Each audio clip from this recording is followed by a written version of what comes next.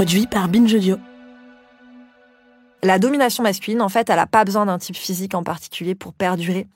Elle n'a pas besoin de la virilité. Certes, la virilité, ça a été un élément clé historique, mais peut-être qu'un jour, on continuera à assister à une domination masculine sans virilité.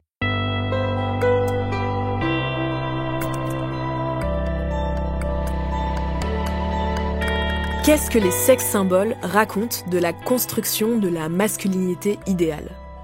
Ce mois-ci, dans Les couilles sur la table, Talma Desta reçoit la chercheuse agrégée d'histoire et enseignante Hélène Fisch pour comprendre comment ces figures de stars fabriques à fantasmes sont apparues dans nos vies. Hélène Fisch vient de sortir un livre qui parle notamment de ça aux éditions Agone. Ça s'appelle « Ce que le féminisme fait au cinéma ». Rappelez-vous, dans la première partie de cet échange, elle a évoqué Alain Delon, Marlon Brando, Tom Cruise ou encore Brad Pitt. Elle a retracé la façon dont ils performent tous différentes facettes d'un même modèle de masculinité virile, le plus souvent blanche et hétéro. Et elle a expliqué comment leur pouvoir de sex symbole se traduit entre leur vie à l'écran et leur vie civile.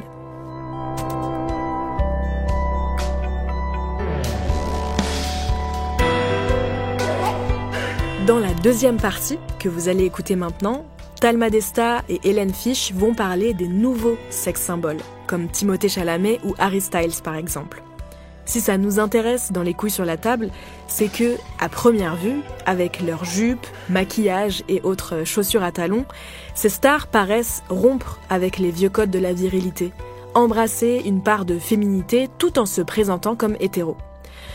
On pourrait se dire que c'est le signe d'un changement plus vaste, la trace de notre nouvelle ère post-MeToo. Plein de femmes en témoignent, moi aussi d'ailleurs. Même si tout n'est pas encore gagné, le féminisme est immensément salutaire pour nous aider à nous défaire des standards de beauté sexistes, capitalistes ou racistes autour des poils, des rides ou de notre poids par exemple. Alors est-ce que c'est pareil pour les hommes ? Est-ce qu'un Chalamet, un Harry Styles ou encore un Pedro Pascal permettent de proposer des nouveaux modèles positifs et désirables pour être un homme sans jouer à être le plus fort, le plus grand, le plus viril ? Est-ce que ces nouveaux sex symboles marquent l'apparition d'une nouvelle masculinité plus douce et moins dominante ? On répond à toutes ces questions dans cet épisode.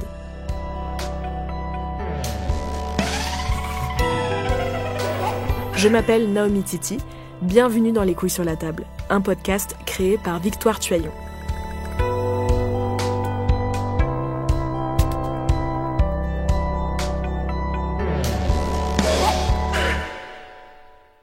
On se retrouve pour poursuivre la discussion débutée dans le précédent épisode, dans lequel vous nous racontiez comment et pourquoi les sex symboles masculins sont créés, notamment dans le cinéma qui est votre domaine de spécialité. Vous avez analysé comment les hommes stars deviennent des hommes objets quelque part. Alors je voudrais soulever un enjeu qui me paraît central, le fait d'être défini dans cette identité de sex symbole, donc le fait que pour une fois ce soit les hommes qui soient soumis à l'hypersexualisation, ça fait quoi à la virilité, à la masculinité ? Enfin, est-ce que ça les renforce ou est-ce que ça les fissure ? Alors c'est vrai qu'on peut avoir l'impression que la sexualisation des hommes blancs fissure leur virilité, puisqu'ils se retrouvent effectivement déclassés ou même rétrogradés au rang des deux catégories sociales qui sont habituellement hypersexualisées, c'est-à-dire les femmes et les hommes racisés. Et on pourrait avoir l'impression qu'en réintroduisant de la symétrie dans le regard, en réduisant les hommes au rang d'objets, on permet aux femmes hétéros de reprendre une forme de pouvoir. Et je pense qu'il y a cette impression-là pour les femmes qu'avec cette inversion de la norme, on est dans quelque chose qui est à la fois transgressif et empouvoirant. Et pourquoi pas, ça peut être vécu comme ça.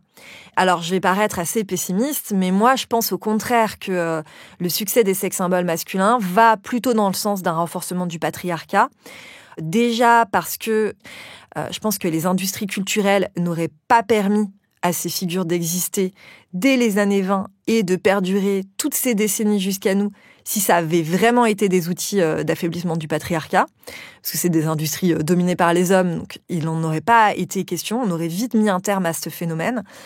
Et ensuite, les sex symboles, ils performent tous d'une façon ou d'une autre la domination des femmes, et ils sont adorés par ça, on l'a dit.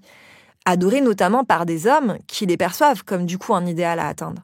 Donc en ce sens, Ils sont un très très bon outil de ce qu'on appelle la police du genre, c'est-à-dire qu'ils contribuent à faire incorporer par les autres hommes des comportements jugés virils et ils contribuent aussi à les faire réprimer, à les amener, ces autres hommes, à réprimer les comportements qui dévient vis-à-vis de cette norme parce qu'ils ne sont pas assez virils.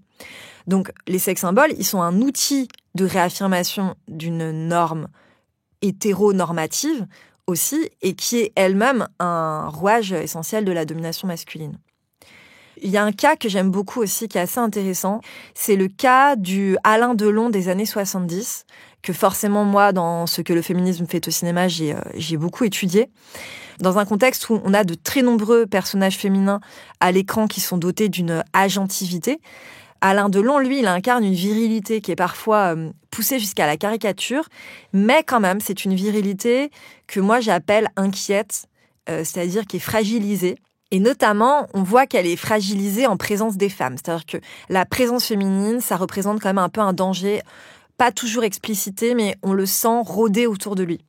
Et là, son statut de sex symbole, qu'il avait acquis précédemment en dominant et en séduisant des femmes à l'écran, il est utilisé d'une façon assez originale, que je trouve assez instructive. C'est-à-dire que pour préserver sa virilité à l'écran, invaincue, on a des équipes qui réalisent les polars dans lesquels il joue, qui sont des équipes entièrement masculines, qui vont justement utiliser sa sexualisation comme un moyen d'exclure les femmes du récit filmique. Il n'y a pas de femmes dans mon film. Je ne l'ai pas fait exprès, je ne suis pas misogyne, mais en écrivant le scénario, tout d'un coup, je me suis aperçu qu'il n'y avait pas de place pour les femmes, alors il n'y en aura pas. En fait, comme Alain Delon, il remplit à la fois un rôle qui est traditionnellement dévolu aux hommes dans le polar, c'est-à-dire le rôle de sujet actant qui fait progresser l'action, mais que par sa sexualisation, il peut aussi remplir le rôle qu'on attribue généralement aux femmes dans le polar. Alors, les femmes sont pas très importantes dans les polars, elles font une petite apparition pour qu'on ait un bel objet du regard à admirer, mais Alain Delon, il peut remplir ce rôle. Donc, les producteurs, ils estiment qu'ils ont tous leurs ingrédients, ils ont tout ce qu'il faut pour produire un beau spectacle cinématographique, et ça leur permet, dans certains cas, d'évacuer complètement les femmes du récit. Et ça, c'est un phénomène qui est très très rare au cinéma. En fait, les femmes souvent jouent des rôles annexes, mais elles sont là, elles font leur petite apparition parce que c'est vraiment théorisé, on estime, et Hollywood estime notamment particulièrement que il faut à un moment donné quand même une femme pour fournir tous les ingrédients du spectacle cinématographique. Et dans ces polars, par exemple dans l'un des plus connus, qui est Le Cercle Rouge, qui est un polar de Melville en 1970, Alain Delon, il apparaît à l'écran dénudé, sexualisé, et il n'y a pas une seule femme dans ce polar-là. Donc le fait d'être un sex symbole va lui permettre de maintenir les femmes à distance et ainsi de sauver les apparences. Mais alors du coup, dans ce que vous décrivez, moi j'ai aussi l'impression quand même qu'il y a une espèce de paradoxe, quoi. C'est-à-dire que vous parlez de masculinité inquiète, etc. Du coup, il y a un endroit où la vulnérabilité masculine est présentée comme sexy, et ça c'est quand même assez contre-intuitif si on pense à un idéal de virilité, non ? Oui, et alors là, le cas de Alain Delon est vraiment emblématique de ça, mais ce que je vais dire pourrait s'appliquer aussi d'ailleurs à Marlon Brando, qui a une persona assez proche de celle de Delon avec des nuances. En fait, je trouve intéressant d'opposer les carrières d'un Brando et d'un Delon, par exemple, qui ont été construites autour d'une audience majoritairement féminine. Delon, il a toujours dit qu'il avait fait du cinéma pour les femmes. Il dit qu'il a fait du cinéma grâce aux femmes, que ce sont elles qui l'ont propulsé à ce statut vraiment d'acteur culte. Alors que des carrières d'autres acteurs, comme par exemple Sylvester Stallone ou Arnold Schwarzenegger, sont des carrières qui ont surtout reposé sur la fidélité d'un public masculin. Bon, d'ailleurs, je suis allée regarder Schwarzenegger aujourd'hui sur ses réseaux sociaux. Seulement 18% de ses abonnés sont des femmes. Donc, c'est pas des hommes qui doivent leur succès aux femmes, bizarrement. Alors que pourtant, ils incarnent cette masculinité qu'on nous vend à longueur de temps, vraiment invulnérable. Et c'est plutôt en fait un idéal pour les hommes, cette masculinité invulnérable. Et les femmes, elles ont appris à se diriger vers des hommes certes virils, attention, je ne dis pas le contraire, mais une virilité qui présente des aspérités. Et dans la plupart de ses rôles au cinéma, Delon, lui, il représente un homme d'apparence très froide, très calme, qui démontre effectivement une profonde maîtrise de lui-même, donc il est viril, mais c'est aussi un personnage très sombre et qui semble dissimuler une sorte de blessure intérieure, quelque chose d'ancien, on ne sait pas d'où ça vient, il y a un mystère, ça remonte peut-être à l'enfance. C'était comme si je me battais contre quelqu'un d'autre. Quelqu'un d'autre qui attirait ma haine. Toute cette haine que j'avais accumulée en moi. Sans le savoir, peut-être. C'est une chose horrible, Chiro. Si tu savais comme c'est horrible. En fait, on pourrait le sauver, quoi, cet homme blessé. Ah bah oui, on va le sauver. D'ailleurs, il est souvent seul, il parle peu, il a un destin tragique à l'écran, donc là, il a quand même besoin d'aide. Souvent, il meurt dans ses films, enfin, ça lui arrive souvent de mourir, contrairement aux autres. Et donc, c'est une virilité fissurée, une virilité inquiète. Et ça, effectivement, comme ça fait appel à des constructions féminines inconscientes qui sont éminemment patriarcales. Alors déjà, l'idée qu'un homme qui est capable de refouler, d'intérioriser ses émotions, c'est hyper désirable. On reste sur le culte du contrôle de soi. Mais aussi cette idée que l'homme taciturne, il renfermerait un peu des trésors de richesse. En fait, que derrière son silence, il y aurait une grande profondeur à aller chercher, à aller creuser. Bon, franchement, on imagine assez bien comment, dans la réalité, vivre aux côtés d'un homme comme ça, blessé, qui parle pas, ça peut pas être très épanouissant. Mais pourtant, c'est quand même ça qu'on nous a appris à désirer. Et cette image d'homme blessé, elle vient aussi activer ce qu'on surnomme parfois, dans le langage commun, le syndrome de l'infirmière, le fameux syndrome du sauveur, qui est quand même quelque chose de très féminin. Et ça, c'est en vérité, ça décrit quoi ? Ça décrit un schéma relationnel complètement dysfonctionnel dans lequel un partenaire, qui est généralement une femme, met toutes ses ressources au service du bien-être et de la guérison psychique et des fois physique même de l'autre membre du couple, qui est souvent un homme, dans l'abnégation la plus totale et surtout sans attente de réciprocité. Et si beaucoup de femmes se projettent volontiers dans ce type de rapport, c'est pas parce que c'est des rapports très épanouissants, mais c'est parce qu'elles ont été conditionnées à se sentir valorisées par le care, le soin qu'elles fournissent gratuitement d'ailleurs à tout leur entourage. D'ailleurs, cette construction de Delon en homme viril et silencieux qui renferme une blessure secrète, elle s'inscrit dans la continuité directe de personnages vraiment cultes de la littérature britannique, que je connais bien parce que j'ai lu et relu ces romans, et qui sont, on pourrait dire, des sex-symboles romanesques. Parce que là, on a beaucoup parlé de cinéma, mais il y a des sex-symboles romanesques. Et ces vrais sex-symboles romanesques qui ont encore du succès aujourd'hui, ils ont tous été construits par des romancières. Et vraiment sur ce schéma à la Delon. Enfin, du coup, c'est plutôt Delon qui est construit sur ce schéma-là, mais c'est par exemple le personnage de Maxime de Winter dans Rebecca de Daphné du Maurier, ou le fameux Mr. Darcy de Orgueil et Préjugés de Jane Austen, et même, par exemple, Heathcliff, dans une certaine mesure, le personnage des Hauts de Hurlevent de Emily Brontë. Et ça, c'est des récits qui refont régulièrement l'objet d'adaptations au cinéma et en série. Il y a une adaptation des Hauts de Hurlevent, par exemple, en cours, et on voit du coup que ça fonctionne toujours extrêmement bien.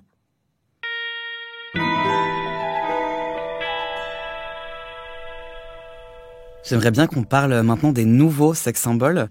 J'ai l'impression, de mon côté, mais vous me direz ce que vous en pensez, que les normes de désirabilité évoluent et qu'aujourd'hui, on valorise peut-être un peu plus des caractéristiques qui sont traditionnellement jugées féminines. On peut citer par exemple l'acteur Timothée Chalamet ou le chanteur Harry Styles, qui arpentent régulièrement les tapis rouges, en robe, avec du vernis, etc. Il y a une espèce, en fait, d'esthétique queer qui devient valorisée comme étant sexy.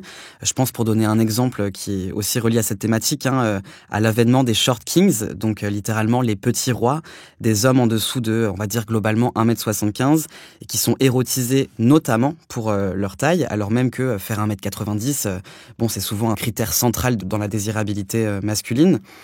Exemple que je peux donner là-dessus, mais l'acteur Tom Holland, qui est le compagnon d'1m70 de l'actrice Zendaya, qui est d'ailleurs elle aussi un sex-symbole.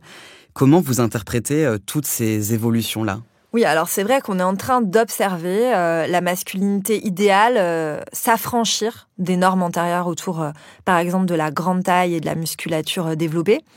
Bon, vous avez parlé des short kings, mais on pourrait même dire que Chalamet et Harry Styles sont des skinny kings. Donc on a vraiment ces deux dimensions. Donc des rois maigres. Voilà, des rois maigres, des rois minces en tout cas. Donc il n'y a plus besoin d'être nécessairement grand et musclé.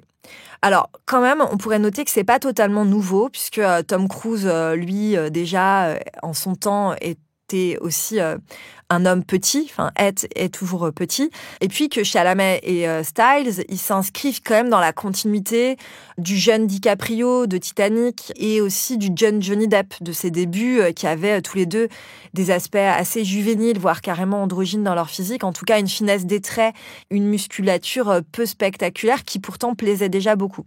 Mais c'est vrai que c'est encore plus assumé par les sex symboles d'aujourd'hui parce que ils le soulignent, cette androgynie, par des choix vestimentaires qui visent à l'accentuer. Donc, c'est un vrai phénomène qu'il faut comprendre.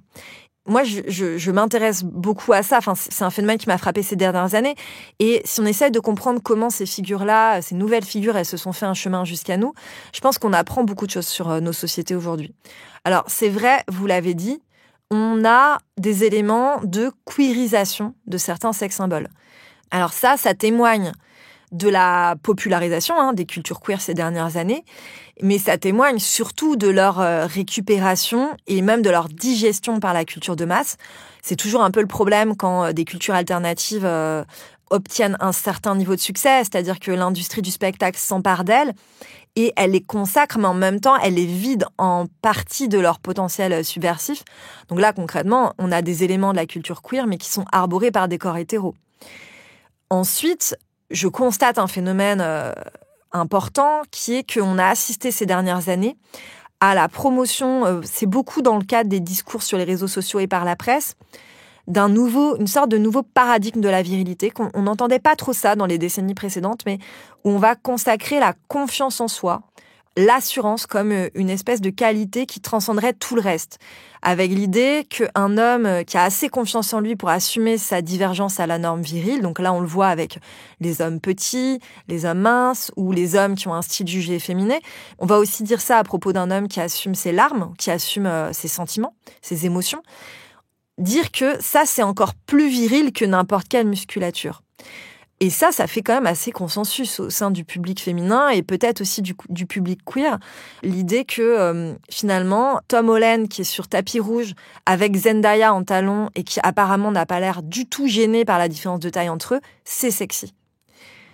Mais effectivement, on peut se demander pourquoi maintenant. Parce que là, il y a, d'accord, ok, donc il y a la culture queer, il y a la confiance en soi, mais... C'est-à-dire que tout ça intervient à un moment, notamment de l'histoire états-unienne, qui est quand même le berceau de Hollywood, où les politiques d'État anti-LGBT se multiplient. Enfin, moi, je sais pas, avant l'entretien, je suis allé voir l'outil Trans Legislation, qui suit la juridiction anti-trans états-unienne. Et en septembre 2025, on avait déjà 996 propositions de loi transphobes depuis le début de l'année seulement, et 122 déjà votés. Donc c'est une véritable obsession dans le pays.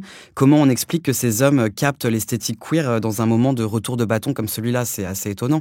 Alors là, pour moi, en fait, effectivement, c'est très intéressant et ça peut paraître paradoxal, mais on est en train d'observer les effets de la dernière vague féministe.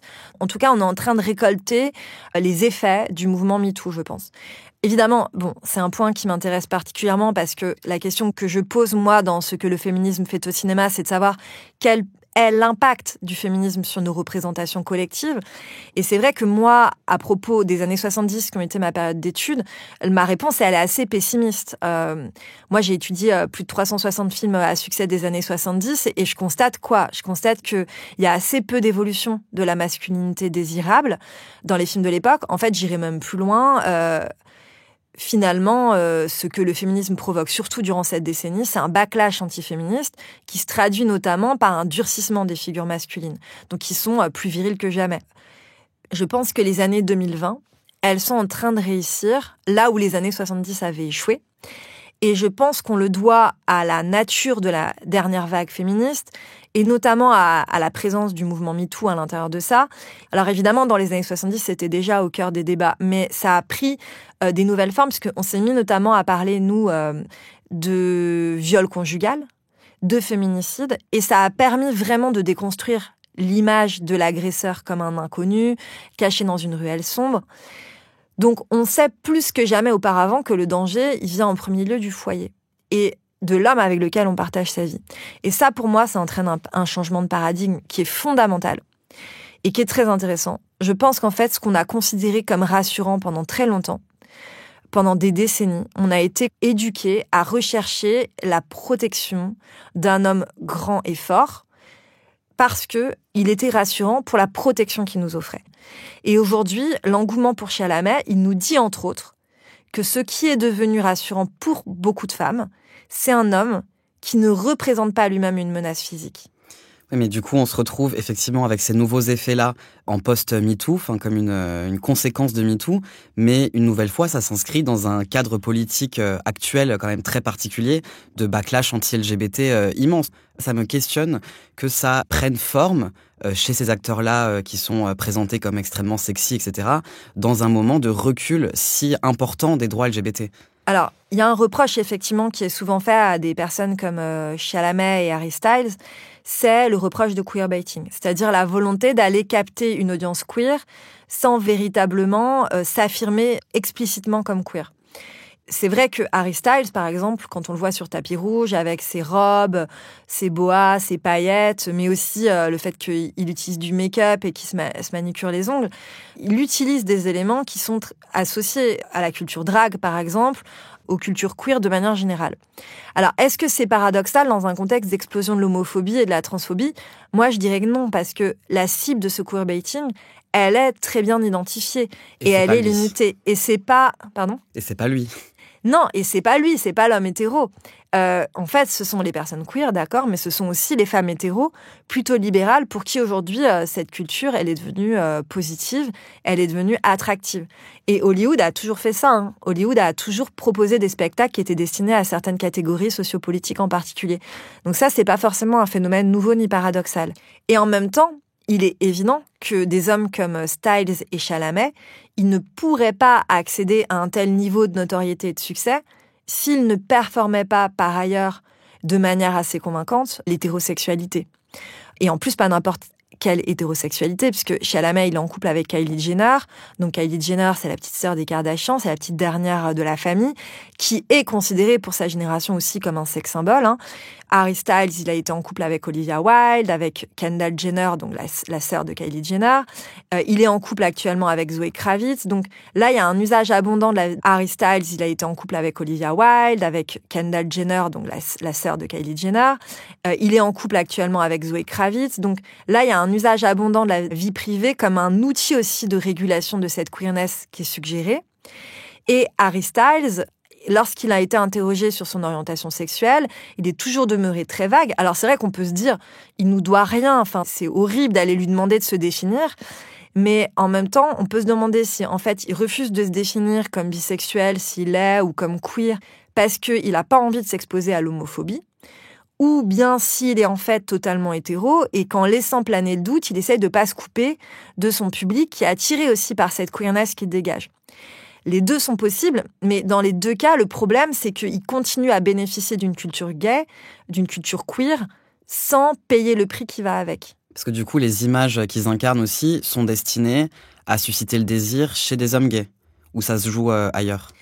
Alors, j'aurais du mal à répondre à la question de savoir si Timothée Chalamet, il suscite du désir chez les hommes gays, parce que je ne suis pas un homme gay, mais j'ai l'impression que pas tant que ça, en fait. Moi, je pense que sa cible, c'est les femmes hétéros. Et c'est des femmes hétéros qui regardent la Drag Race, pour qui c'est devenu quelque chose de positif d'avoir un homme face à elle qui est un peu fluide dans son style, parce qu'il incarne moins un danger, parce qu'il incarne quelque chose, une sorte de patriarcat plus soft.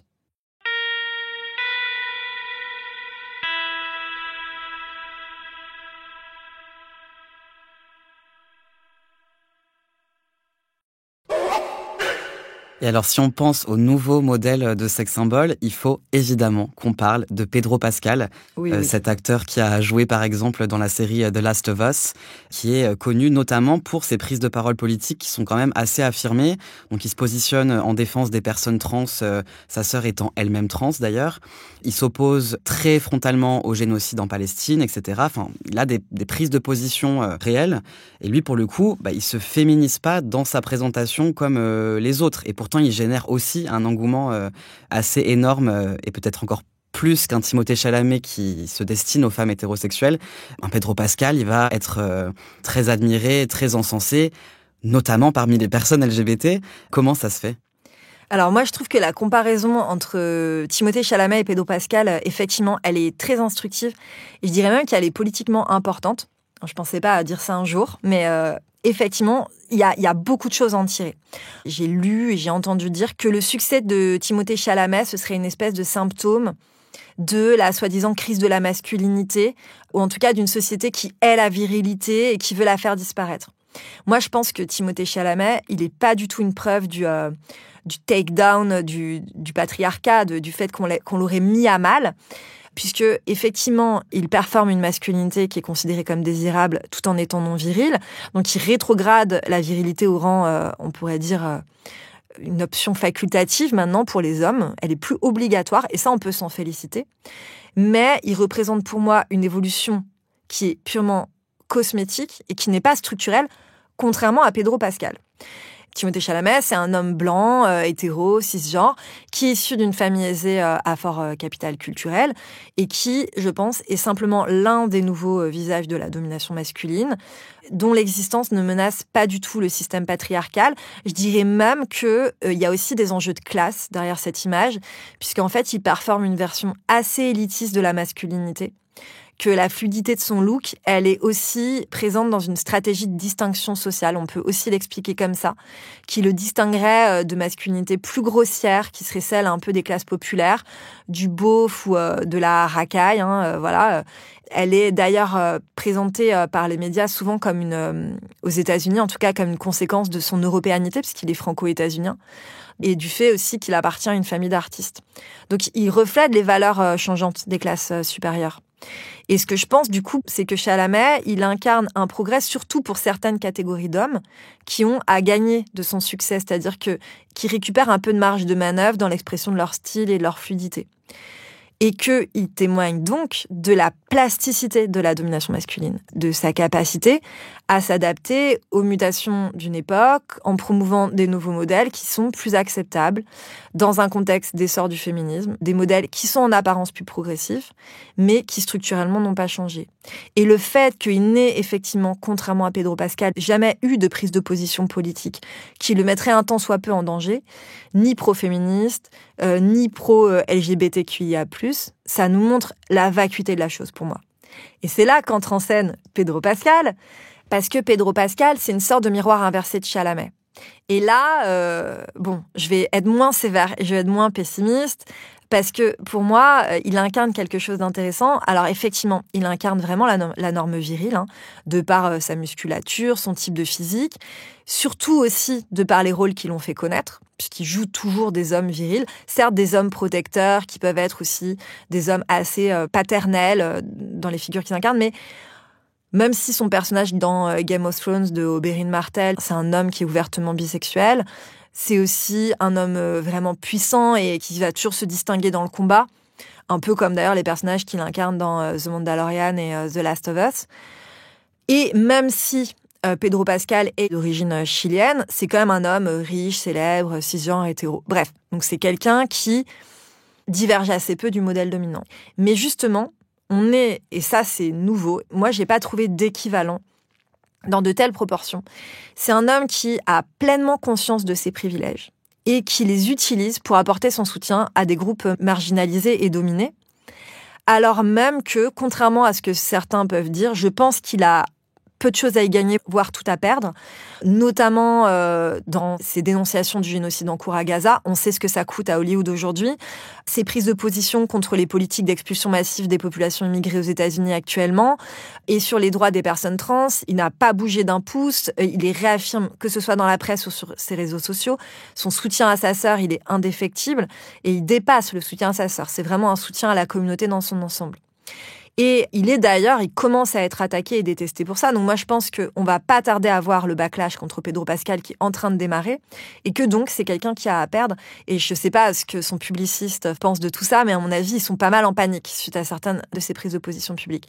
Et c'est là que le vrai phénomène nouveau, il arrive pour moi, c'est que le fait qu'il soit ce qu'on appelle parfois un allié est aujourd'hui promu comme un élément clé de sa désirabilité qui est venu s'ajouter au reste. Il était déjà sexy, mais il est devenu encore plus aux yeux d'une frange du public de par ses prises de position. aux yeux du public queer, là, parce que pour le coup, je pense que c'est un objet de désir pour le public queer. En l'occurrence, avant cet entretien, j'ai demandé à mes amis quel modèle de sex symbole leur venait en tête quand on parlait de sex symbole masculin.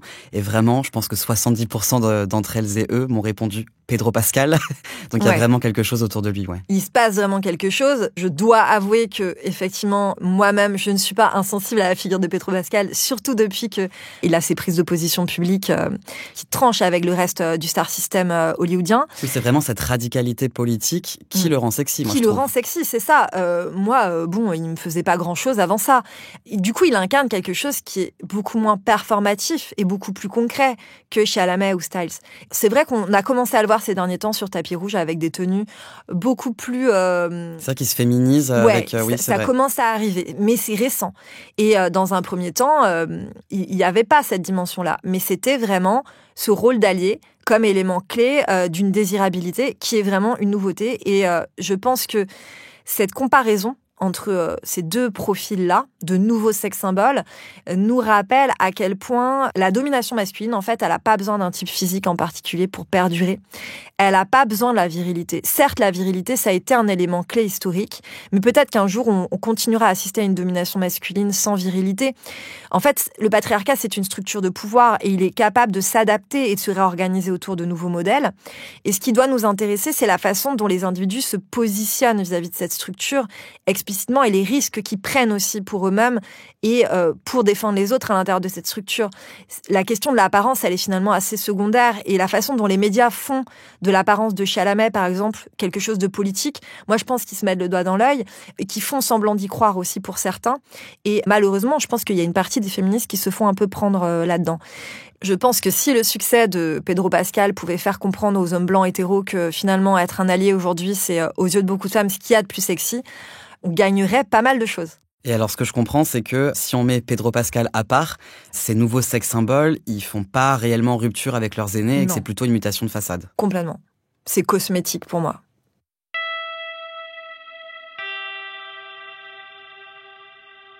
Au moment de préparer cet entretien, je n'ai pas arrêté de penser à une campagne de pub que nos auditeuristes ont peut-être aperçue un peu partout dans les rues ces derniers mois pour le parfum sauvage de Dior. La pub est incarnée par Johnny Depp, qui était au lancement de la campagne, en plein procès contre son ex, Amber Heard, pour diffamation sur fond de violence conjugale. Cette affaire, c'est l'exemple parfait du backlash post-MeToo. Alors même que Johnny Depp avait perdu un premier procès en diffamation contre le magazine britannique The Sun en 2020, qu'il avait qualifié de batteur de femmes, le second procès en diffamation de 2022, qu'il opposait à son ex-femme, a fait l'objet d'une offensive masculiniste inédite pour influencer à la fois la couverture médiatique et le climat du procès. Tous ces influenceurs de la manosphère et ces comptes automatisés sur les réseaux sociaux ont diffusé massivement l'idée que Amber Heard serait une femme manipulatrice, vénale, menteuse. Et le cyberharcèlement constant a tout simplement fini par ruiner la carrière de l'actrice qui s'est retirée de la vie publique pendant que Johnny Depp continue tranquillement de tourner ses films. Du coup, il y avait quelque chose que j'ai trouvé très glaçant et cynique dans cette campagne où on voyait la tête de l'acteur surmontée de ce terme-là, sauvage, dans ce contexte d'extrême brutalité contre son ex. J'ai demandé à Hélène Fish quel regard elle posait sur la capitalisation marchande autour de ces hommes violents.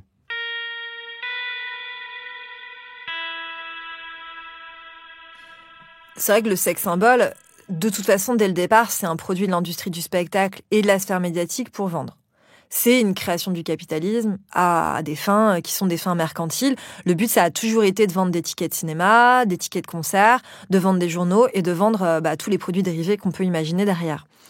Donc le fait de surfer sur un scandale judiciaire ou sur des abstractions un peu primaires, moi j'imagine très bien qu'ils ont eu des petites réunions pour dire, où ils ont utilisé Freud pour dire la pulsion de violence, la pulsion sexuelle.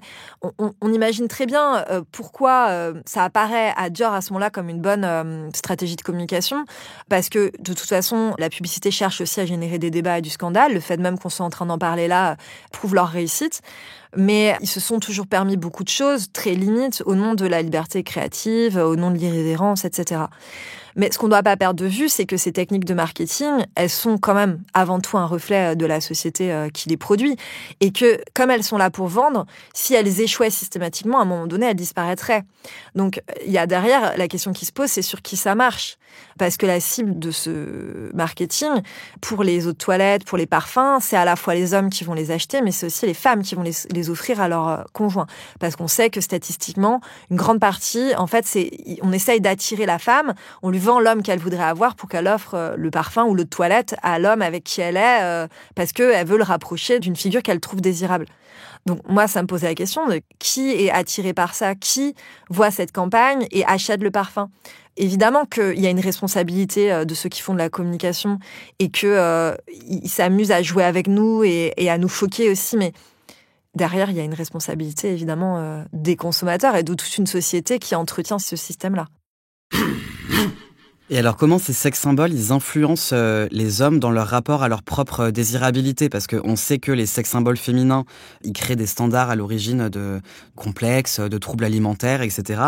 Est-ce que c'est pareil chez les hommes? Est-ce que ça leur donne envie de leur ressembler ou de s'en distancer? C'est vrai qu'on constate que le culte de l'apparence et la pression autour de l'apparence, qui ont longtemps pesé quand même essentiellement sur les femmes, commence à s'étendre aux hommes. Ça, c'est un phénomène qui est très net, que certains sociologues datent du début de l'existence, de la création des réseaux sociaux, notamment.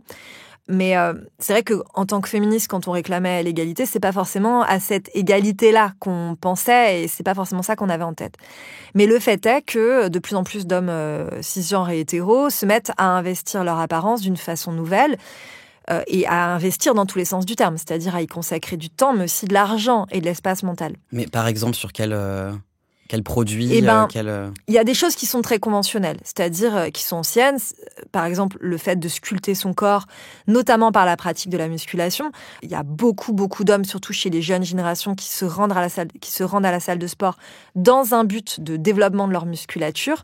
Mais on voit aussi, et ça c'est nouveau, des hommes hétéros, surtout chez les jeunes, se saisir d'artifices qui n'étaient pas forcément utilisés par eux jusqu'à présent, notamment la cosmétique, avec le toute vernis, la skincare, le vernis à ongles. Ça reste plus rare, mais ou du make-up discret, comme la crème teintée ou le correcteur, voilà, notamment les ados avec de l'acné, puisque j'enseigne en lycée, je les ai vus évoluer, depuis 13 ans que j'enseigne en lycée. J'avais jamais vu des garçons avec des crèmes teintées jusqu'à il y a 2-3 ans, c'est un vrai changement. Et on les voit aussi investir à fond dans leur coiffure. Pour la petite histoire, moi j'ai une copine qui est coiffeuse et qui me dit qu'ils ont recommencé à sortir le matériel pour faire des permanentes parce que il y a des garçons qui viennent refaire des permanentes. Alors c'est plus les petites vieilles, ils en font plus. C'est vraiment les jeunes garçons parce qu'il y a cette mode là de la coiffure rasée sur les côtés, voilà, avec des boucles sur le dessus qui est hyper présente dans les séries télé pour les jeunes. On voit beaucoup de garçons avec ces coiffures là. Donc l'injonction, ça avait été pendant longtemps à juste travailler son corps, mais d'une façon quand même qui dissimule un peu le travail qu'on avait fait. Moi, je disais toujours que c'était un peu le fameux effet coiffé-décoiffé, où on fait semblant d'avoir l'air négligé, même si c'est travaillé, il fallait performer je m'en fous un peu de mon apparence. C'est le fameux I woke up like this, donc voilà. Je me suis réveillée comme ça, j'ai absolument rien fait pour parvenir à ce résultat physique. C'est évidemment le produit des critiques de la virilité conventionnelle, en partie. On a réussi à leur donner de la marge de manœuvre et c'est tant mieux. C'est le résultat de nouveaux modèles de masculinité plus fluide qu'on vient d'évoquer. Également d'une importance accrue des mécanismes d'autoreprésentation dans un contexte de développement des réseaux sociaux. Bon, ça leur donne plus de marge, beaucoup de choses qui sont positives pour ces garçons-là, mais d'un autre côté, ça les fait aussi entrer et être exposés aux mêmes dangers que les jeunes filles avant eux, c'est-à-dire ils dépensent beaucoup d'argent et puis tous les troubles du comportement alimentaire qui débarquent aussi chez les garçons, qui étaient peu présents chez eux avant. Mais je voudrais souligner aussi le fait que c'est pas un hasard, à mon sens, si cette mode-là, on la retrouve beaucoup chez des influenceurs et des podcasteurs qui sont plutôt des figures assez réactionnaires, voire même carrément pour certaines masculinistes, et qui s'emparent de cette tendance de prendre soin de soi, prendre soin de son corps. Parce qu'en fait, là, on n'est vraiment pas dans quelque chose de fluide, de déconstruit, de très sympathique pour donner de la marge de manœuvre aux garçons. On est au contraire dans l'alignement d'une espèce de culte néolibéral de la performance dans lequel le corps est en train de devenir aussi pour les garçons, parce qu'il l'était déjà avant pour les filles, un projet personnel, une sorte de valeur dans laquelle on devrait investir. D'ailleurs, c'est littéralement dit comme ça dans certains podcasts. On est dans une pure logique de productivité, de rentabilité. Ouais, mais là, du coup, j'ai l'impression qu'on s'éloigne de ce que produisent les sex symboles un peu plus contemporains, au sens où un Timothée Chalamet, vous l'avez déjà dit, bon, il n'est pas spécialement musclé, qu'un Pedro Pascal ne représente pas une masculinité justement très froide, très détachée des autres, etc. Donc ça a quand même pas un effet sur les hommes. Enfin, ça leur fait pas du bien, en fait, tout simplement.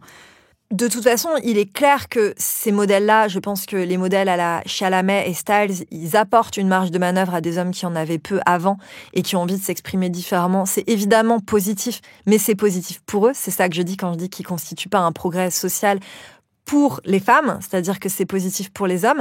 Je pense aussi que c'est des formidables machines à vendre et que c'est aussi pour ça qu'ils sont promus, que c'est pas forcément pour le bien-être des hommes qu'ils apportent qui sont promus, c'est aussi que ça constitue un marché incroyable pour l'industrie de la mode, pour l'industrie de la cosmétique. Imaginez si les hommes se mettaient à consommer autant que les femmes le font dans ce domaine-là, ce que ça représenterait comme manne financière. Moi, je pense que il y a quand même quelque chose derrière qui est un peu toxique, de l'idée que même si c'est pas par la musculature, que c'est par le maquillage, on peut tous potentiellement aller incarner le corps idéal et devenir soi-même un sex symbole. Mais ça, c'est pas complètement nouveau. C'est juste que c'est en train de s'étendre aussi aux garçons à qui on propose des outils nouveaux pour le faire et à qui on vend aussi ce rêve-là. Du point de vue des femmes spectatrices, le fait de regarder des sex symboles masculins, est-ce que c'est aussi une manière pour elles de devenir enfin des sujets désirants et non plus des objets désirés? Est-ce qu'il y a une bascule dans le regard de la part de la spectatrice féminine devant ces sex symboles masculins? On peut dire que c'est aussi une des revendications de la libération sexuelle des années 70 et qu'on le retrouve déjà très très nettement dans le star system des années 80-90 qui essaye de fournir de plus en plus de eye candy, de douceur pour les yeux aux femmes spectatrices et que ça a pu être une des modalités de l'affirmation des féministes, la revendication de pouvoir aussi avoir des hommes-objets et d'ailleurs même aussi ça se poursuit jusque dans la sexualité. Le fait pour des femmes de revendiquer, de voir des hommes juste pour le plaisir qu'il peut leur procurer physiquement, sans chercher une relation plus suivie derrière. Le gros problème, c'est que ça reste souvent encadrés par des mécanismes du désir qui ont été structurés par le patriarcat, donc qui sont des mécanismes structurés par les hommes et qu'on essaye de s'approprier, parfois au détriment de nos vraies appétences ou de notre vraie envie de regarder d'une certaine façon, parce que le cinéma, la presse, la mode nous fournissent assez peu de modèles alternatifs. Mais évidemment, tout ça, ça change, ça évolue et ça peut représenter une opportunité. Après, peut-être qu'on pourrait se dire que le vrai progrès, ça va pas être pour les femmes de devenir des hommes qui regardent d'autres hommes, enfin en tout cas de regarder les autres hommes comme les hommes nous regardaient nous, et que ça serait peut-être aussi d'introduire de la considération pour le sujet qu'on regarde à l'intérieur de ça, et que le vrai female gaze, il serait là-dedans, et il serait pas dans le fait de réduire des hommes à l'état d'objet. Les sexualiser comme les hommes font avec les femmes, momentanément, ça peut nous donner l'impression qu'on a renversé le pouvoir, mais en fait, on a aussi simplement validé une modalité du regard qui est la seule qu'on nous propose et qui est masculine.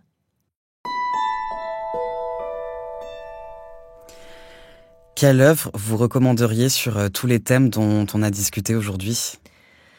Je vais recommander d'abord un livre qui est pas vraiment un livre sur les sex symboles, mais bon, puisqu'on a parlé de Blier, qu'on a parlé de Depardieu et qu'on a parlé des valseuses, moi, je conseille à tout le monde, depuis que je l'ai lu, le livre d'Anouk Grimbert, justement, qui est sorti en 2025. Il est récent.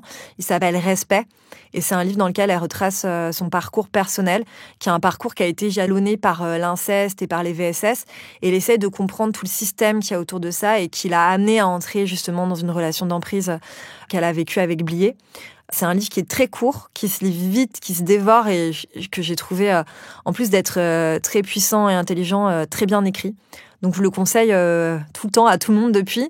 Et puis ensuite, pour rester sur la thématique des sex symboles de façon plus précise, il y a 2 films, je trouve, qui proposent des façons différentes de regarder les hommes, qui historiquement ont produit des ruptures dans la façon de filmer le corps masculin.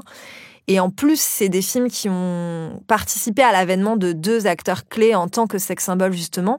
Alors, le premier, c'est Thelma et Louise, de Ridley Scott en 1991, qui demeure encore aujourd'hui, à mes yeux, l'un des meilleurs spectacles que Hollywood nous ait offert.